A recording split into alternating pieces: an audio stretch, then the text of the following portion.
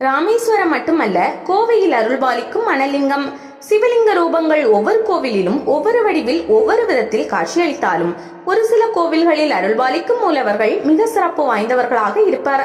அந்த வகையில் ராமன் மற்றும் சீதையால் உருவாக்கப்பட்ட மணலால் உருவான லிங்க திருமேனி ராமேஸ்வரத்தில் மட்டுமே உள்ளதாக அறியப்பட்டாலும், அக்னி பகவானால் உருவாக்கப்பட்ட மணலிங்க திருமேனியுடன் காட்சியளிக்கிறது காலகாலேஸ்வரர் ஆலயம். கோவையிலிருந்து சுமார் 19 கிலோமீட்டர் தொலைவில் கோவில்பாளையத்தில் அமைந்திருக்கிறது காலகாலேஸ்வரர் ஆலயம். காலன் வழிபட்ட சிவலிங்கம் என்ற புகழனை உடையது இத்தல மூலவர். இந்த ஆலயத்தில் மூலவர் மணலும் நுரையும் கலந்த லிங்க வடிவில் அருள்கிறார். பொதுவாக மணலால் ஆன லிங்கம் காலத்தில் நிலைத்து நிற்பது என்பது அபூர்வம். ஆனால் இத்தல இறைவன் சுமார் 1300 ஆண்டுகளாக நிலைத்து நிற்கும் பெயர் பெற்றவர் என்பது நம்பிக்கை. மிருகண்ட முனிவருக்கும் மருத்துவவதிக்கும் திருமணமாகி நீண்ட நாட்கள் ஆகியும் குழந்தை பாக்கியம் இல்லை என்ற ஏக்கம் இருந்தது. எனவே அவர்கள் குழந்தை பாக்கியம் வேண்டி சிவபெருமானை மனதார வழிபட அத்தம்பதியினருக்கு அழகான ஆண் குழந்தை பிறந்தது. அக்குழந்தைக்கு மார்க்கண்டேயன் என பெயரிட்டு வளர்த்து வந்தனர். மார்க்கண்டேயன் சிவபெருமான் மீது தீவிர பக்தி கொண்டு ஒழுகினான்.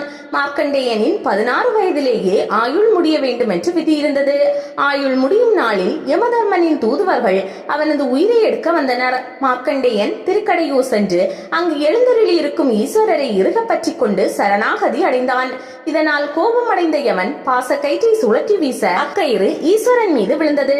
இதனால் கோபம் கொண்ட சிவபெருமான் யமனை சூலத்தால் குத்தி இடது காலால் எட்டி உதைத்து சம்ஹாரமூர்த்தியாக காட்சியளித்தார். மேலும் யமன் யமலோக பதவி பறிக்கப்பட்டு மானிடனாக பூலோகத்தில் உலவினார். மீண்டும் யம பதவி வேண்டி கௌசிகாபுரி தலம் சென்று அங்குள்ள நதியில் நீராடி சிவபூஜை செய்ய எண்ணினான்.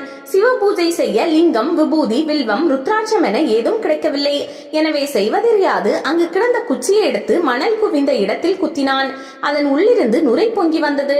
மணலுடன் நுரையை சேர்த்து அழகிய சிவலிங்கம் வடித்து பூஜை செய்தான்.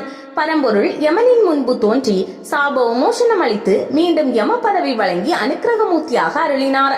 இதனால் யமதர்மன் மயந்து யமலோகம் நோக்கி சென்றான். யமன் வழிபாடு செய்த மணலும் நுரையும் சேர்ந்த சிவலிங்கமே காலகாலேஸ்வரர் என்கிறது தலவரலாறு.